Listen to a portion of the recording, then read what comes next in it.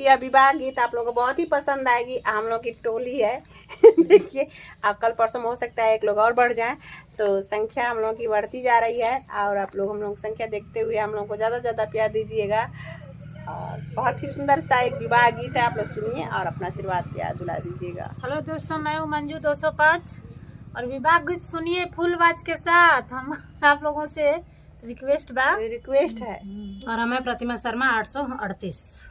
आशा ना मार के बैठा कवाना दुल्हे, आशा ना मार के बैठा कवाना दुल्हे, धरती पर नजारा गाड़ाइए लाला, धरती पर नजारा गाड़ाइए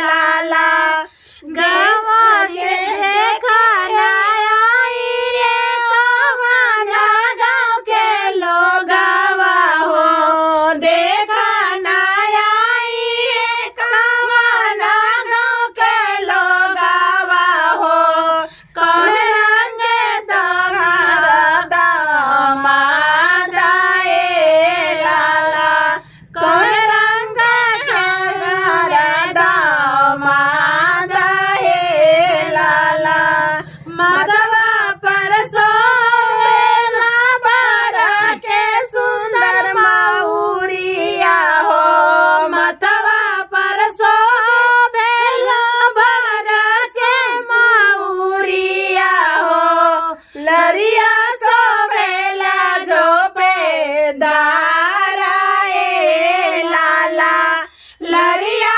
सोवेला झोपे दाराए लाला, मुगवा पर सोवेला बारा के पानावा हो, मुगवा पर सोवेला बारा के पानावा हुइया हो, गले गंजना के हाराए लाला, गले गंजना तिहाराए लाला, आशा ना मारी के बैठे कवाना दुल्हे, आशा ना मारी के बैठे कवाना दुल्हे, धरती पर नजर